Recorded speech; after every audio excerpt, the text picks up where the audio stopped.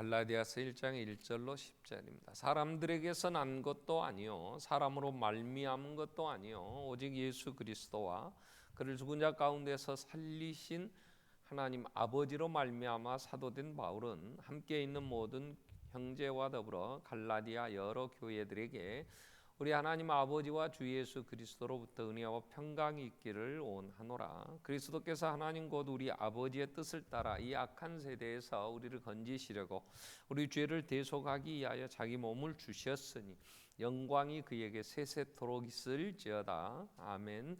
그리스도의 은혜로 너희를 부르신 이를 이같이 속히 떠나 다른 복음을 따르는 것을 내가 이상하게 여기노라. 다른 복음은 없나니 다만 어떤 사람들이 너희를 교란하여 그리스도의 복음을 변하게 하려 함이라. 그러나 우리나 혹은 하늘로부터 온 천사라도 우리가 너희에게 전한 복음 외에 다른 복음을 전하면 저주를 받을지어다. 우리가 전에 말하였거니와 내가 지금 다시 말하노니 만일 누구든지 너희가 받은 것 외에 다른 복음을 전하면 저주를 받을지어다. 이제 내가 사람들에게 좋게 하랴 하나님께 좋게 하랴 사람들에게 기쁨을 구하랴. 내가 지금까지 사람들의 기쁨을 구하였다면 그리스도의 종이 아니니라. 아멘. 찬양 읽겠습니다.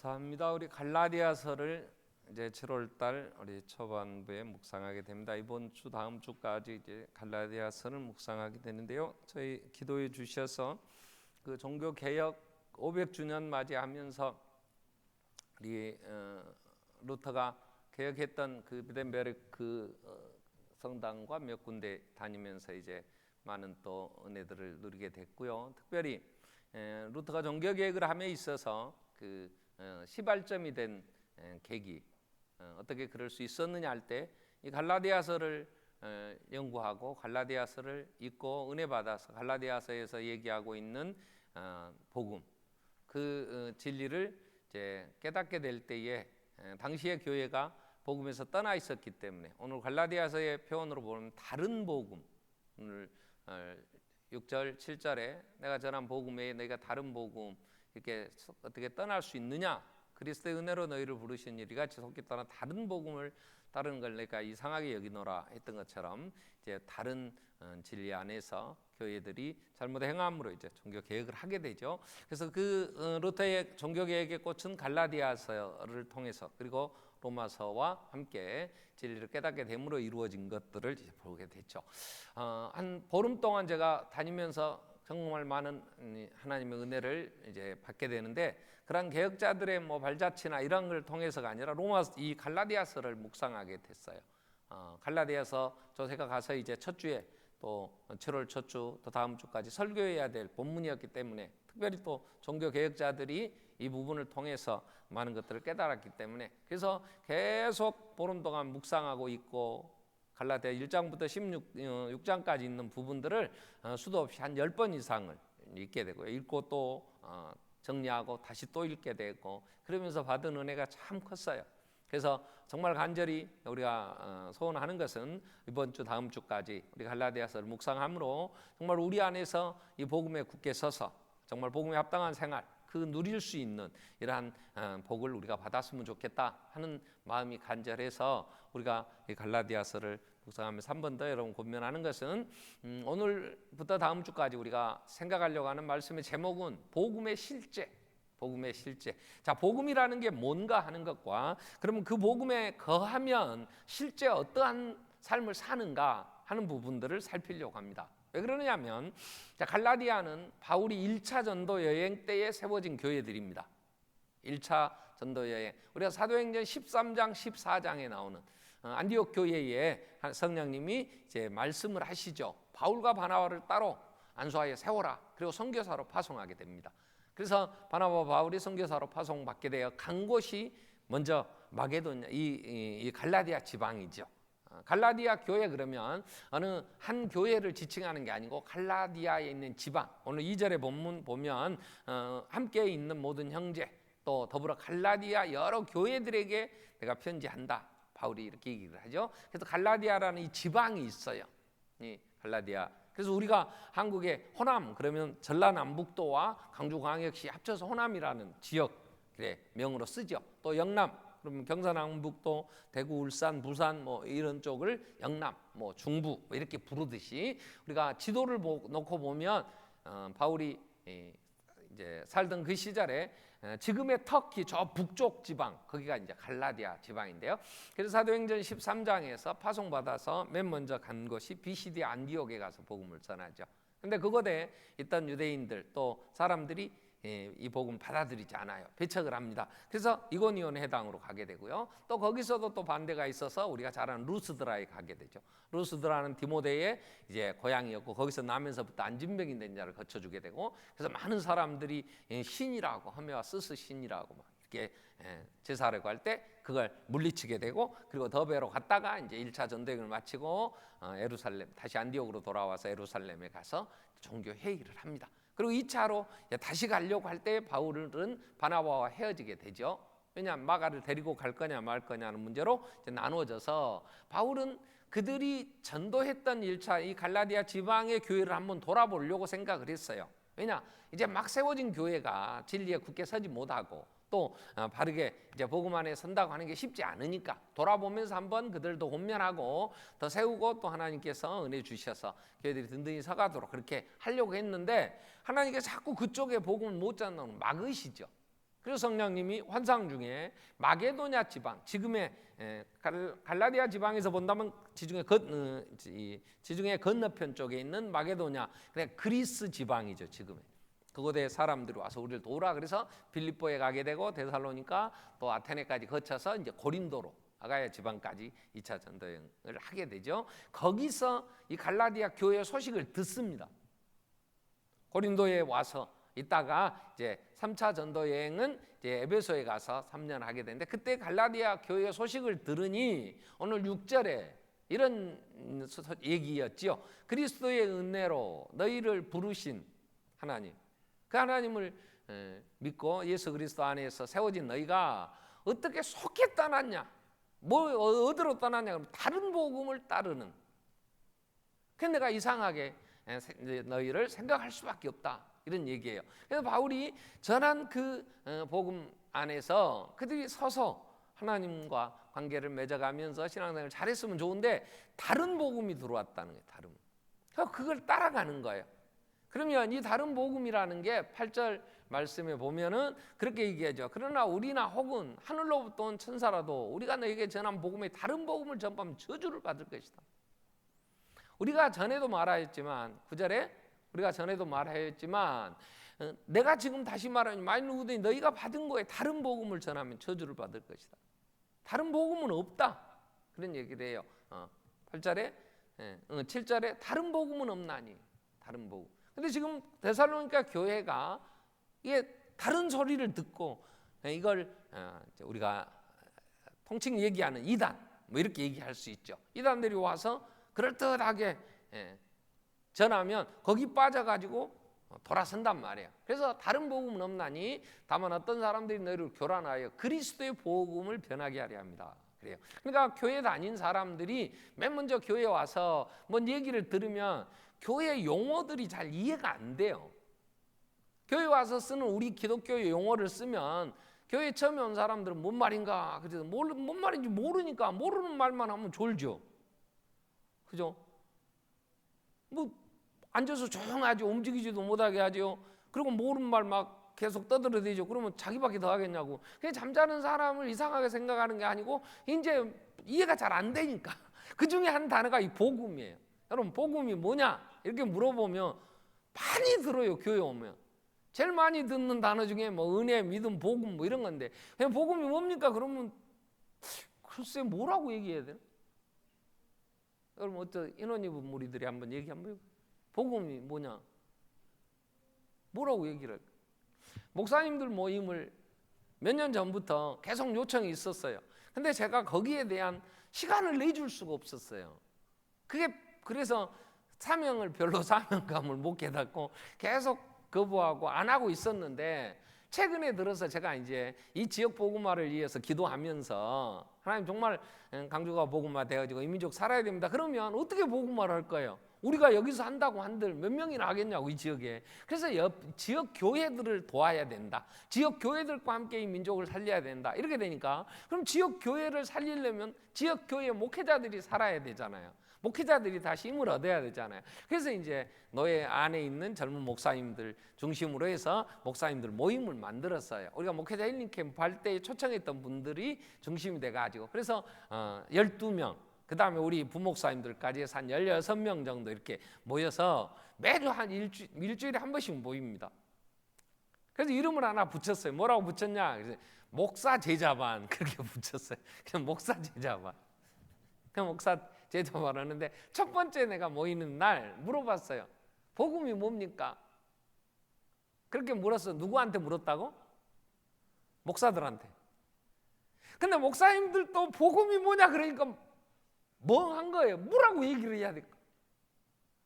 이게요, 잘 아는 것 같은데 뭐라고 얘기를 하려면 잘 몰라요. 자, 마가복음 1장에 14절 15절 보면 예수님이 오셔서 이렇게 얘기를 하세요. 마가복음 1장 14절 15절에 보면 요한이 잡힌 후 예수께서 갈릴리에 오셔서 하나님의 복음을 전파하여, 15절의 내용이 뭐냐면, 자, 때가 찼다, 하나님 나라가 가까이 왔다, 그러니 회개하고 복음을 믿으라 이래요. 근데 복음을 믿으라, 그런데 글쎄 그 복음이 뭘까? 이런 얘기를 우리가 이제 하게 돼요. 그래서 갈라디아서 여기서 지금 바울이 얘기하는 복음, 그리고 다른 복음, 뭐 이런 얘기들을 많이 해요. 그래서 복음이 뭔가 이런 부분을 이번 주에 살피려고 해요. 그러고 나서 그러면 그 복음 안에 내가 있는가 하는 걸 한번 우리는 살펴야 돼. 그게 복음의 실제예요. 실제 내가 복음과 함께 복음 안에, 그럼 빌립보 1장 27절 이후에서도 너희는 복음에 합당하게 생활해라 이렇게 말씀을 하세요. 그러니까 복음은 한마디로 뭐다 이렇게 얘기하기가 쉽진 않아. 그래서 그걸 좀 정리를 잘 해주려고 그래요.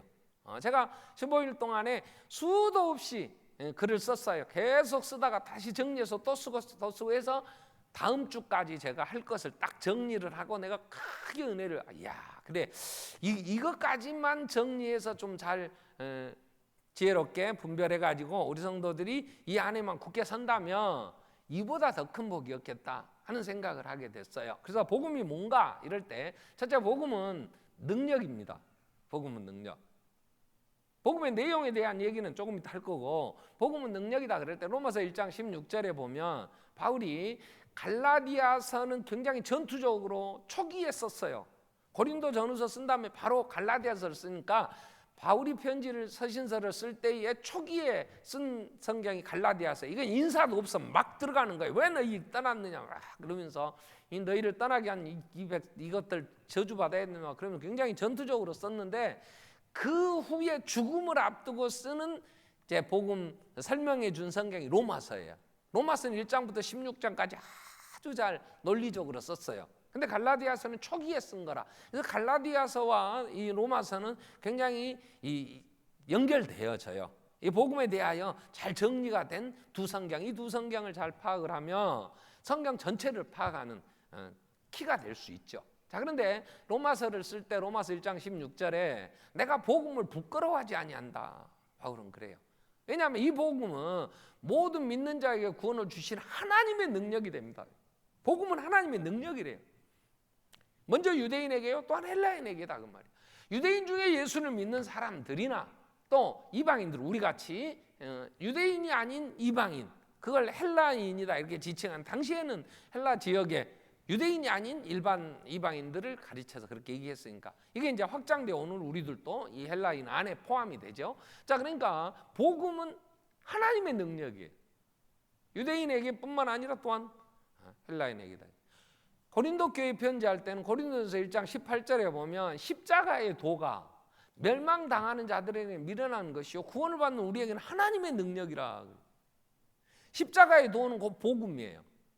복음의 내용을 얘기하라면 십자가가 핵심이니까. 그 십자가의 도가, 이 복음은 멸망당하는 자는 미련한 것이에요. 근데 구원은 우리는 하나님의 능력이란 말이야.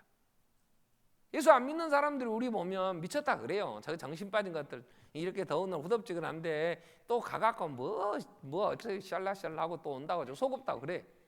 그런 남편들도 있고 여러분 또 그런 사람들 있잖아요. 근데 이게 한참 이제 따라다니다 보면 미친 짓 하고 또 따라다니다 보면 이게 능력이 되는 거야.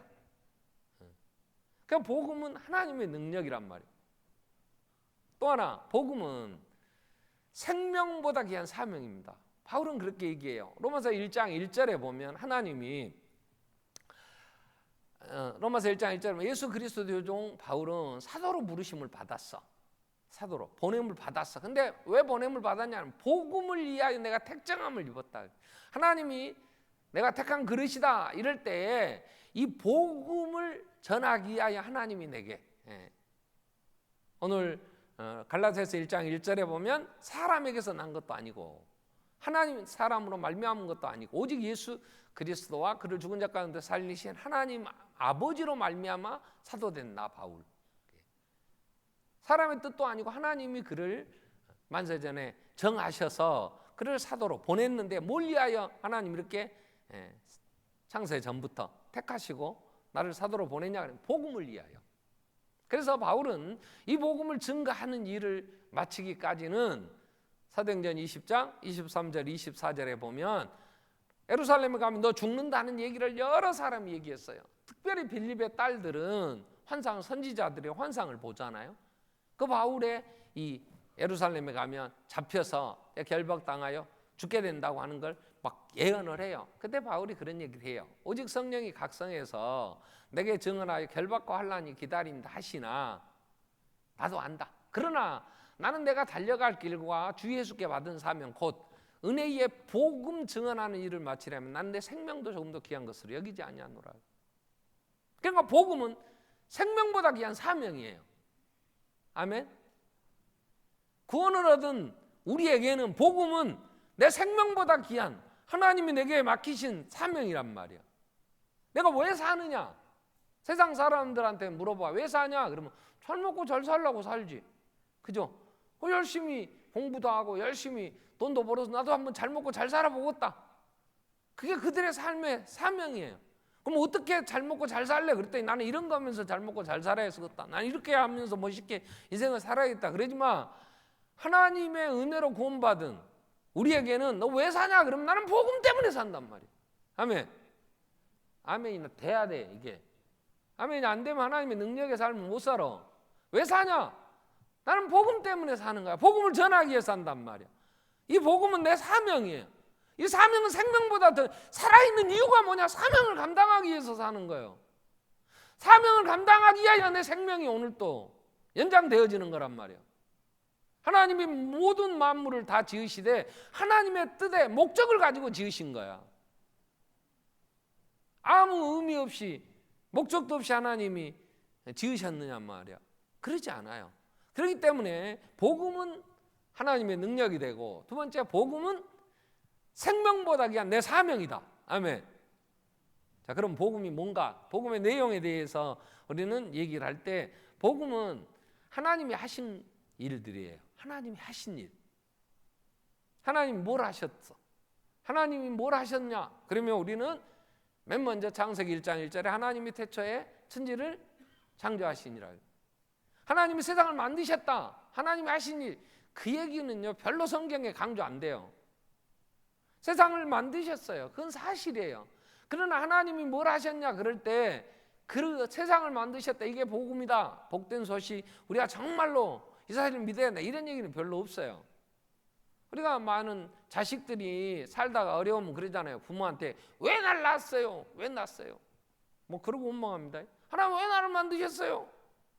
그럴 수 있어요. 그러나 복음은 하나님이 하신 일인데 하나님이 하신 일을 성경은 딱 이렇게 한마디로 이렇게 얘기하세요. 요한복음 3장 16절에 하나님이 세상을 이처럼 사랑하사 독생자를 주셨으니. 하나님이 하신 일은 독생자를 주신 거예요. 왜? 이는 아무도 멸망치 않고 다 영생을 얻게 하려고. 하나님이 뭘 하셨냐? 그러면 아들을 주셨다. 이렇게 얘기하면 돼요. 그러면 성자 하나님은 뭐 하셨냐? 이 땅의 메시아로 구원자로 그리스도로 오신 그분이 나를 위하여 죽으셨어. 대속하셨다. 대신 죽으셨다.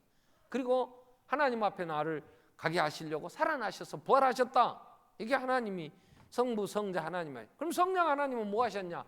하나님이 아들을 보내시고 아들이 오셔서 나를 위하여 죽으신 걸 나를 믿게 하시는 거예요. 하나님이 하신 일, 복음의 내용.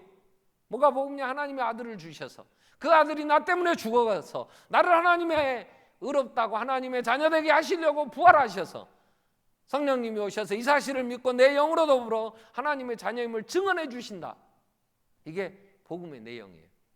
그러니까 복음을 믿으라 그럴 때 우리가 믿어야 될 건 하나님이 나를 아들을 주셨어. 그런 아들을 주셨다는 게 다른 말로 바꾸면 하나님이 나를 사랑하신다. 우리가 믿어야 되는 건 하나님이 나를 사랑하셔. 아멘. 복음을 믿으라 그럴 때 예수님이 하나님의 사랑하신 그 실체로 오셨잖아. 그분이 와서 뭐라고 얘기했냐? 복음을 말씀하시는데 때가 찼고 하나님 나라가 가까이 왔어. 이제 하나님 심판이 다가왔으니 살려고 하면 너희가 하나님이 보낸 메시아 구원의 길 이걸 믿으라 받아들이라 그랬어. 영접하는 자 곧 그 이름을 믿는 자들에게는 하나님의 자녀가 되는 권세를 주셨습니다. 그래서 다시 복음 로마서 1장 16절로 가면 자 로마서 1장 16절에 나는 복음을 부끄러워하지 않는다. 내가 복음을 부끄러워하지 않는다. 이 복음은 모든 믿는 자의 구원을 위해 하나님의 능력이 됩니다. 이는 먼저 유대인에게 또한 헬라인에게다. 그러면서 17절에 이렇게 얘기해요. 복음에는 하나님의 의가 나타나서 믿음으로 믿음에 이르게 하나니 기록된 바 의인은 뭘로 산다? 믿음으로 산다. 오직 의인은 복음으로 산다. 그래도 돼요. 그러면 믿음으로 산다 그럴 때 뭘 믿냐 그럴 때 하나님이 나를 사랑하심을 믿어. 아멘. 하나님이 나를 사랑하신다. 뭘 하나님 사랑하신 증거가 뭐야? 예수의 십자가의 죽으심이 증거잖아. 3장 13절 갈라디아서 3장 13절에 갈라디아 3장 13절에 뭐라고 얘기를 하시냐면, 자, 그리스도께서 우리를 위하여 저주를 받은 바 되사 율법의 저주에서 우리를 속량하시니 기록된 바 나무에 달린 자마다 저주 아래 있는 자라 하였습니다. 자, 예수가 이 땅에 오셔서 우리가 받아야 될 저주를 다 받으셨어요. 하나님이 메시아로 보낸 그 아들이. 이 사실을 로마서 5장 6절 이후 8절까지는 뭐라고 얘기합니까? 우리가 아직 연약할 때 기약대로 그리스도께서 경건하지 않은 자를 위하여 죽으셨도다. 7절에 의인을 위하여 죽는 자가 쉽지 않고 선인을 위하여 용감하면 혹 있거니와, 8절에 우리가 아직 죄인 되었을 때 그리스도께서 우리를 위하여 죽으심으로 하나님께서 우리에 대한 자기의 사랑을 확증하셨느니라. 그냥 복음의 내용은 뭐냐면 하나님 우리를 사랑하신다는 거예요. 하나님 우리를 사랑하시기 때문에 성자 하나님 자기 생명을 주신 거예요. 성자 하나님은 우리를 위하여 그 죽으시고 그렇게 비참하게 그 채찍에 맞으시면서 하나님 앞에 나를 세우시려고, 이 길이 아니면 하나님 앞에 갈 수가 없었기에. 그래서 갈라디아서 2장 16절에 우리가 의롭다함을 얻는 것, 사람이 의롭게 되는 율법 행위에 있지 않아. 우리가 할 수 없었어. 오직 예수 그리스도는 믿음으로 말미암음으로 우리도 그리스도 예수를 믿나니 이는 우리가 율법의 행위로서가 아니고 그리스도를 믿음으로 의롭다함을 얻으려 합니다. 중요한 거 빨간 줄쳐야 될 구절이 그 하반절이 율법의 행위로서는 의롭다함을 얻을 육체가 없느니라 하면, 우리는 하나님이 원하시는 삶을 살 수 있는 존재가 아니야. 그럴 능력이 없어. 그럴 생각도 없어. 그렇게 하려고 맘먹어도 할 수 있는 힘이 없어. 그 죄인이에요. 그런데 그래서 예수가 메시아가 되셔서 구원자로서 이 땅에 오셔서 우리를 대속하여 죽으신 거예요. 이 사실, 이 소식이 너무나 좋은 소식. 이게 복음이에요. 그래서 하나님이 우리를 위하여 예수 그리스도 보내셨고 예수 이 땅에 오셔서 십자가에 죽으셨는데, 로마서 3장 21절 22절 말씀 보면 우리는, 자, 로마서 3장 21절 22절에 보면 이제는 율법 외에 하나님의 한 의가 나타났어. 율법과 선지자들에게 증거를 받은 것인데 22절에 곧 예수 그리스도를 믿음으로 말미암아 모든 믿는 자들에게 미치는 하나님의 의, 차별이 없느니라. 누구도 차별하지 않고 하나님께서는 예수를 믿는 모든 자들을 하나님의 자녀 삼으시고 한없는 사랑을 베풀어 주신단 말이에요. 이게 복음이에요. 그래서 이 복음을 믿으면 내가 하나님의 사랑을 받는 자가 됐잖아. 하나님이 오늘 또 나를 먼저 사랑하신 거예요. 또 하나님의 사랑은 변함이 없잖아. 그래서 이 복음 안에 서면 이제 어떤 실제 어떻게 열매가 나타나느냐 할 때 세 부분에서 제가 살피려고 그래요. 첫째, 자기 자신에 대하여 이 복음에 서면 내가 하나님의 사랑 안에 있다는 사실을 믿으면 어떻게 돼? 자존감이 높아져요. 자신에 대한 가치를 알아. 아이스 와츠라는 목사님이 계셔서 17세기에 살았던 분인데 이분은 키가 한 150 정도 됐대요. 기록에 보면. 그러니까 키가 150 정도 되니까 굉장히 적은 편이잖아요, 남자가. 그런데다가 얼굴에 코가 얼마나 컸는지 얼굴의 반을 차지했다 그래. 그래가지고 코가 이제 구부러져 있어. 그리고 뭐 눈 있는데 이쪽 주근깨가 있고 균형이 안 맞잖아. 그 150에 얼굴은 얼마나 컸겠어요. 근데 거기에 코가 반만큼 얼굴 반을 차지하고 그것도 구부러져 가지고, 그러니 보기에 얼마나 놀림거리였겠어요. 막 어렸을 때부터 벌레 같다고, 그리고 징그럽다고, 그리고 놀림 당했어요. 근데 이분이 이 복음을 듣고, 이야, 하나님이 나를 사랑하셔. 하나님이 나를 사랑하셔서 그 아들을 주셔서 그 피로 그 예수 오셔서 나 때문에 죽으셨고 내가 하나님의 자녀가 되었구나. 이 감격에 겨워서 너무나 좋은 거야. 그래서 신학공부 목사가 됐어, 이분이. 그리고 쓴 시가 우리가 부르는 찬송 143장이에요. 143장 내용은 웬 말인가 날 위하여 주 돌아가셨나, 이 벌레 같은 날 위하여 주 돌아가셨네. 세상 사람들이 자기를 놀리고 정말로 너무 흉측해. 그렇게 살기에는 너무 힘들었어. 얼마나 비참했겠어요. 자기가 봐도, 자기 얼굴을 봐도 그렇게 사람들이 놀리고 친구들이 놀리고 따돌림 당하는데 어떻게 할 수가 없어. 그 환경은 어떻게 변화시킬 수가 없었어. 근데 그에게 예수의 십자가의 보혈, 하나님의 사랑 안에서 서고 나니까 자기의 생김새나 자기의 환경, 그러한 조건은 아무 문제가 되지 않았어. 근데 어디 가서든지 부르는 찬송이, 그가 지은 시가 웬 말인가 날 위하여 주 돌아가셨네. 이 벌레 같은 날 위하여 주 돌아가셨네. 그리고 목사가 되어 예수 우리의 구원자가 되심에 대하여 그는 감격에 겨워 증가하고 다녔어. 예수 안에, 이 복음 안에 서면 일단 자신에 대한 자기를 받아들이는 능력이 있어. 이게 하나님의 능력이 되는, 어디 가서든지 위축되지 않아. 여러분, 이 복음 안에 서지 않는 모든 사람은 열등감에 빠져요. 인간이 율법 아래 산다고 하는 저주, 율법의 저주 아래 산다는 건 그런 거예요. 내가 어떻게든지 이겨보려고 하는데 능력의 한계 앞에서 절망해요. 나보다 더 좋은 환경, 조건에서 앞서가는 사람을 보면 어떻게든지 따라잡을 수가 없어. 율법의 저주가 뭔지 압니까? 심는 대로 거두는 거예요. 심는 대로 거두는 거예요. 여러분, 열심히 심었어. 근데 만족이 됩니까? 열심히 나는 공부했어. 근데 나보다 잘하는 놈들이 한둘이 아니야. 여러 가지 조건에, 여러 가지 상황에서 내가 아무리 열심히 노력해도 안 되는 세상 앞에 어떻게 하겠냐?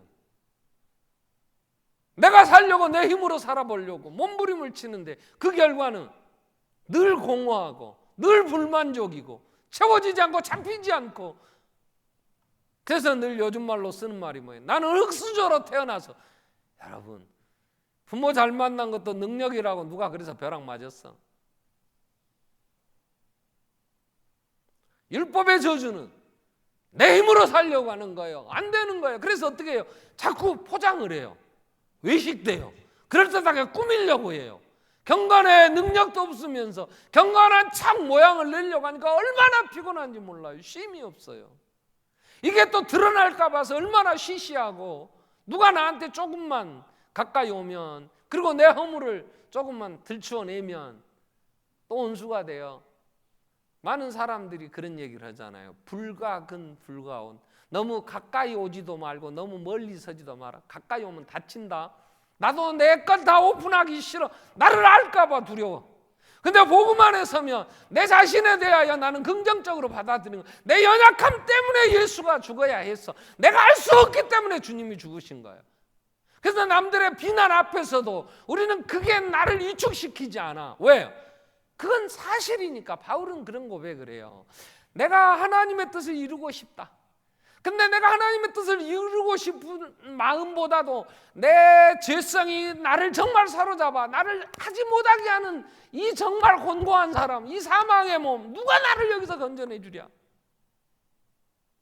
로마서 7장 23절 이후의 말씀 보면, 내 안에 선을 행하고자 하는 마음은 있으나 악한 생각이 더 강하여 사로잡아 나를 또다시 죄 가운데 그 암울하게 끌고 가는데 누가 나를 여기서 건져주겠냐? 죽을 때까지 이겨낼 수 없는 죄성에 대하여 몸부림을 친 거야.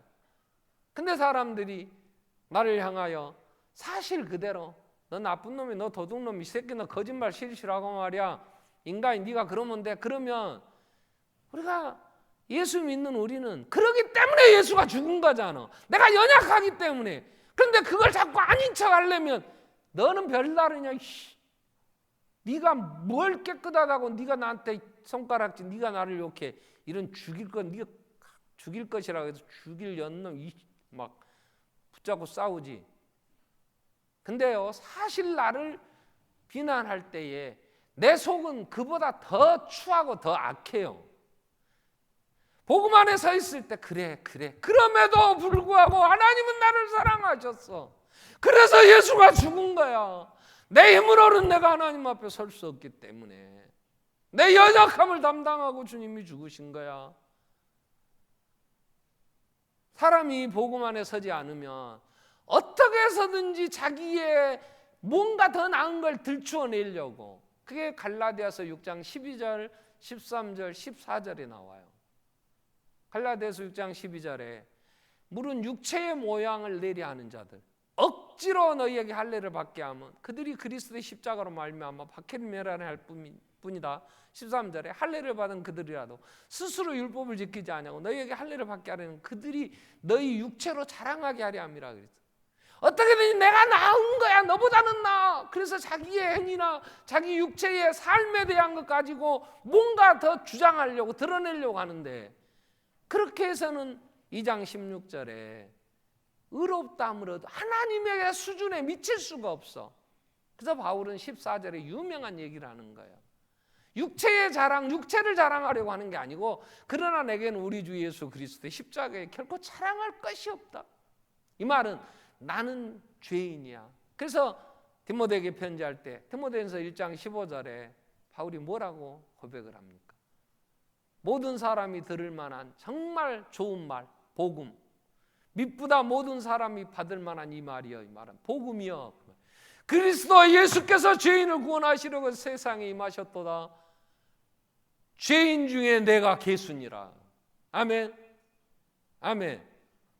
죄인 중에 내가 괴순이라. 아멘. 이 아멘이 안 된 사람은요, 아주 위선적이에요. 이 사람들은요, 복음에 서지 않았어요. 교회 다녀도요, 내가 괜찮은 것처럼 나를 드러내려고 하니까 쉼이 없어요. 안식이 없어요. 나를 누가 뒤에서 조금만 흉만 봤다 그러면 전화해서 돈 벌어. 하여튼 전화 끈도 않고 이리저리 말대고 돌아다니면서, 여러분, 세상의 모든 사람은 하나님 앞에 의롭다함을 얻을 수가 없고 죄인 중에 괴수인 것처럼 다 이기적이고, 얼마나 가증되고 얼마나 아이고 들으면 그냥 역겨워. 사는 것은 개떡같이 살면서도 그럴듯하게 또 꾸미느라고 포장한 것 보면 그냥 토해내치고 싶죠. 그러나 예수 그리스도 안에서 내가 하나님의 자녀, 예수를 구주로 영접한 사람들에게는 허물이 있는 것을 인정하니까 예수가 필요한 거잖아. 내가 연약하니까 나는 안 되니까 이루신 하나님이 대안으로 보내신. 로마서 8장 1절에 그러므로 예수 그리스도 안에 있는 자는 결코 정죄함이 없나니 이는 그리스도 예수 안에 있는 생명의 성령이 사망의 법에서 죄와 사망을 우리를 해방했어요. 어떻게 해요? 자, 3절에 이렇게 율법이 우리가 이 땅에서 하나님이 정하신 또 세상 사람들이 원하는 기준, 도덕, 윤리 이러한 법을 우리는 육신이 연약하여 어떻게 할 수가 없었단 말이야. 할 수 없었어. 그걸 하나님이 하셨어. 어떻게 하셨냐? 곧 죄로 말미암아 자기 아들을 죄 있는 육신의 모양으로 보내요. 육신의 죄를 정하사 육신을 따르지 않고 영을 따라 행하는 우리의 율법의 요구를 그분이 대신 이루신 거야. 그래서 대속주가 되신 거야. 우리는 할 수 없는 것을 할 수 있었다면, 갈라디아에서 이제 앞으로 계속 살피겠지만, 하나님이 율법을 지켜서 의롭다함을 얻을 수만 있었다면 율법을 지키라고 하셨지. 그러면 구원 받는다고. 할 수 없기 때문에, 우리는 할 수 없기 때문에 하나님이 하셨다고. 어떻게? 자기 아들을 할 수 있는 죄 없는 하나님이 인간이 되어 오셔서 십자가에 죽으신 거란 말이에요. 그래서 우리는 복음을 믿으라 그럴 때 믿어야 된다는 건 뭐예요? 내가 죄인이고 나는 할 수 없다는 걸 믿어. 남들이 좀 너같이 더러운 거, 그래 맞아, 네가 아는 것보다 내가 더 더럽다. 근데 하나님이 나를 위하여 그래서 예수를 죽이신 거야. 그래서 오셔서 예수가 나 때문에 죽었어. 그래서 나는 새로운 피조물이야. 이제는 이전 것은 지나갔으니 보라 새 것이 되었도다. 이제 나는 예수 그리스도 안에 새로운 피조물, 하나님의 사랑받는 자 됐어. 여러분, 이 사실 앞에 우리가 든든히 서야 우리는 흔들리지 않는단 말이야. 누가 뭐라 해도 우리를 비난할 때에 그들을 향하여 마음의 평정심을 잃어버리고 싸우고 잠 못 자고 증오하고 들이대며 함께 물어뜯고 이런 게 아니고, 하나님이 나를, 사람들은 외모만 보니까 속에는 잘 몰라요. 이게 속에 있는 게 좀 드러나는 거나 보고 나를 더럽다 하지, 중심을 보신 하나님은 내래 얼마나 더럽겠냐고, 얼마나 추하겠어. 그럼에도 불구하고 하나님이 나를 사랑하셔서, 그럼에도 불구하고 아들을 죽이시고 그 예수 우리의 연약함을 담당하시고 피 흘려 주셨으니 이제 하나님 사랑 안에 내가 이 세상 온천하 만물을 상속받는 상속자, 그리스도와 함께할 상속자가 된 거잖아요. 이 복음 안에 서면 설수록 우리는 하나님 앞에 받은 은혜가 우리의 자존감을 높이며 세상 그 어느 것도 비교할 수 없는 보배를 간직한 자가 되는 거랍니다. 보배를. 그래서 바울이 고린도서 4장 7절 이후에 질그릇 속에 내가 보배를 간직한 자, 내 육체에, 내 삶에, 내 모든 이 땅에 내 조건은 질그릇과 같이 볼품없고 깨지기 쉬우나 내 안에 보배가 있다. 보배. 우겨싸임을 당하여도 쌓이지 않고 거꾸러뜨림도 당하지 아니하고 그 누구도 해할 수 없는 하나님의 사랑받는 자. 하나님께서 우리에게 무엇을 주시지 않는다고 원망하는 게 아니라 때가 되면 누릴 수 있고 그걸 감당할 수만 있다면 하나님이 아들까지 주셨는데 뭘 아끼시겠어요? 하나님이 하나밖에 없는 독생자까지 주셨는데 무엇을 은사로 안 주시겠냐면, 이 믿음 안에 이러한 자존감을 가지고 사는 자들에게는 세상이 두렵지 않는 거예요. 이게 하나님의 능력이 되는 거예요. 복음은 하나님의 능력이랍니다. 그런데 뭘 조금만 어려워지면 아이고 나 이러다 망하면 어쩔까? 왜 믿음으로 서지 못해? 왜 복음에 서지 못했냐고. 하나님이 망하도록 하시려고 그 아들을 죽이시고 나를 피로 값주고 사셨겠냔 말이에요. 바울이 로마서 8장 31절에 우리가 무슨 말 하리요? 로마서 8장 30절 그런 적 이래 우리가 무슨 말 하리요? 만일 하나님이 우리를 위하시면 누가 우리를 대적하리요? 30절 자기 아들을 아끼지 아니하시고 우리에게 내어주신 그 하나님, 자기 아들을 아끼지 아니하시고 우리 모든 사람을 위하여 내어주시니까 어찌 그 아들과 함께 모든 것을 우리에게 주시지 아니하겠느냐? 아멘. 아멘. 그렇다면 왜 자꾸 세상의 여러 가지 상황 때문에 원망하고 힘들어하냔 말이야. 요셉이 하나님의 계획 속에 하나님은 온 세상을 구원할 그러한 자로 세우시려고 어려서부터 계시를 하셨잖아요. 꿈을 꾸게 하셨잖아요. 그리고 요셉을 만들어 가실 때 얼마나 비참해졌어요. 노예로 팔려가게 되고 그 보디발의 집에서 10년 동안 말도 못할 노예로서, 그러다가 또 그 부인의 누명까지 쓰고 더러운 누명 쓰고 감옥에까지 가고, 그래도 요셉은 하나님의 사람으로 하나님이 언젠가 그를 세우신다는 꿈이 있기 때문에 그 믿음으로 낙심하지 않아요. 창세기 39장 1절은 뭐라 그랬어요? 그 감옥에 가는 요셉을 향하여 범사에 하나님이 함께 하심으로 그는 형통했더라고. 39장 1절 마지막 절은 그래, 하나님이 형통, 하나님께서 그와 함께 하심으로 그의 범사에 형통하게 하시. 형통하게 하신 게 감옥 가는 거겠어요? 감옥에 감으로 인하여 요셉이 왕의 바로의 그 같이 정치했던 사람들, 그 참모들을 만나게 되고 그들로 인하여 바로 앞에 추천을 받아 서게 되고 바로의 꿈을 해몽하게 되어지고 그로 인하여 세계를 살리는 하나님의 나라의 일꾼이 되어 하나님의 나라를 이루는 귀한 일을 감당할 수 있죠. 현재의 고난이 장차 나타날 영광 좋게 비교할 수 없고, 현재의 고난이 우리를 빚어가기 때문에 우리는 이 하나님의 사랑받는 자로 서 있을 때, 이 복음에 굳게 설 때 우리는 낙심하지 않아요. 우리 자신에 대한 자존감이 있단 말이에요. 비굴해지지 않아요. 이선택에 꾸미지 않아요. 과장된 그러한 사람들의 눈을 의식하지 않아요. 사람 우리를 어떻게 하겠어요? 하나님 우리를 이해하시는데 세상이 우리를 어떻게 하겠냐면, 하나님이 우리를 이해하시고 하나님의 그 능력 앞에 주권 아래서 움직이는 이 세상에 하나님 사랑하는 자들에게 하나님이 채우시겠다는데 누가 막을 수 있겠냔 말이에요. 이 복음은 하나님이 나를 사랑하신다고 하는 사실을 믿는 사람들은 하나님의 능력의 삶을 사는 거예요. 이러한 복된 삶을 사는 내가 내 자식들에게, 내가 아는 사람들에게 물려줘야 될 게 뭐겠어요? 하나님이 너를 사랑하셔. 하나님은 너를 위하여 아들까지 주시지 않았느냐? 이 사실을 증거하는 것이 우리의 사명이요, 삶의 목적이 되는 거죠. 복음의 실제는 내가 예수 안에, 이 복음 안에, 하나님의 사랑 안에 거한다면 우리는 스스로 초라해지잖아요. 당당해지잖아요. 가진 것 없지만 사람 앞에 교만이 아니라 내 스스로. 예수님은 이걸 표현할 때 뭐라고 얘기했어요? 나를 믿으면, 요한복음 7장 37절에 누구든지 목마르거든 내게로 와서 마셔라. 나를 믿는 자는, 복음 안에 거하는 자는 그 배에서 생수의 강이 흘러나리라. 이는 너희가 받을 성령을 가르쳐 말씀하신 것이다. 누워있어도 잠잘 때에도 어떤 어려운 일에도 하나님이 나를 사랑하신다는 이 사실 앞에 우리는 힘을 얻는 거잖아요. 기도할 수 있잖아요. 아버지, 이 일을 어떻게 헤쳐나갈까요? 아버지의 뜻이 어디에 있습니까? 많은 문제가 주어질 때에 이 좋으신 하나님이 이 문제를 어떻게 풀어가실까 기대함이 있어. 기대함이.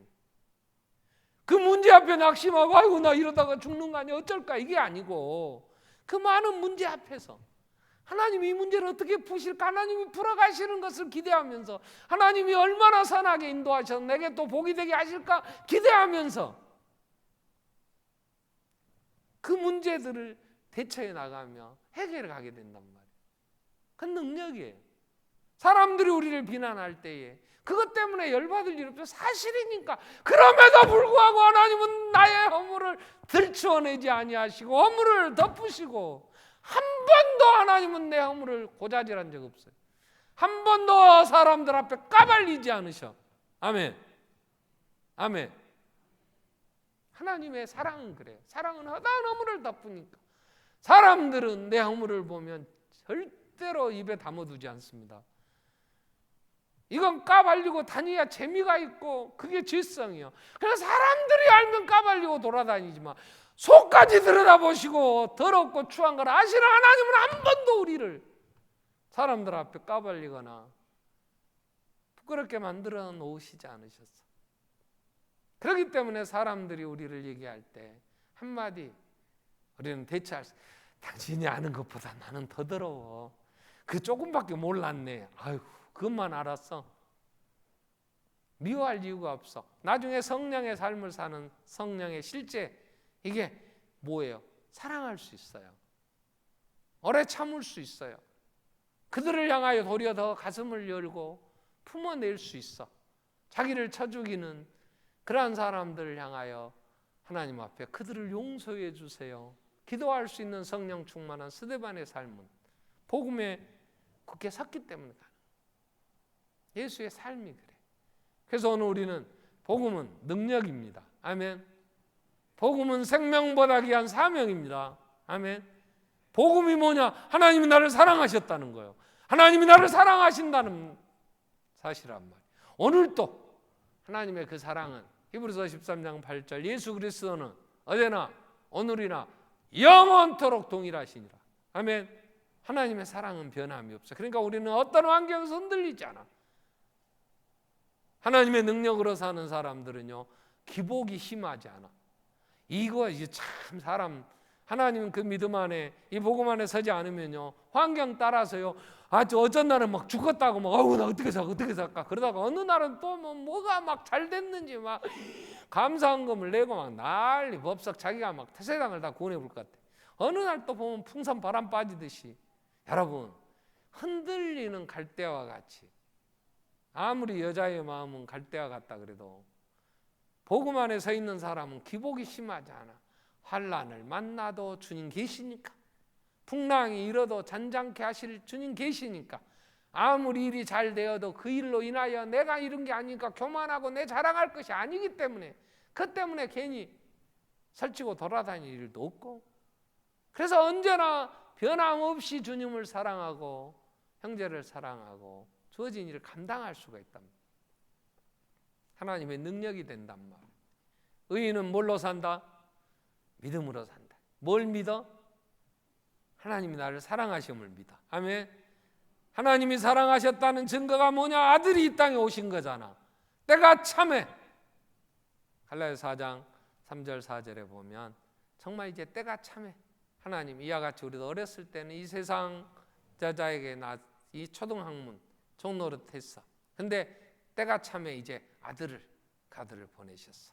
그래서 율법 아래 나게 하셔서 우리의 율법이 이루어지게 하나님이 다 이루셨잖아. 그래서 하나님이 나를 사랑하신다는 믿음, 이 믿음으로 우리는 내가 존귀한 자잖아. 하나님이 나를 이해하시는데 내가 연약하지만 누가 나를 해할 자 있으며 내가 정직하지 못하지만 예수 나를 위하여 죽으셨기에 하나님 내 기도를 들으시고 내 피로를 채우시며 함께 하신단 말이에요. 이 복음의 능력으로 우리가 승리해야 될 줄 압니다. 우리 한번 기도하겠습니다. 우리는 연약하지만 죄인 중에 개수지만 그럼에도 불구하고 하나님은 나를 사랑하시고 그래서 아들 예수를 보내셔서 우리의 죄를 대속케 하셨고 오늘 또 그 사랑 안에서 나를 어여삐 보시며 내 허물을 덮으시고 하나님의 그 나라에 이르기까지 인도해 주실 터인데 은혜를 감사하며 복음에 굳게 서게 해주십시오. 우리 같이 기도하며 그 능력으로 살게 해주십시오. 같이 한번 통성으로 기도하겠습니다. 살아계신 하나님 아버지 감사합니다.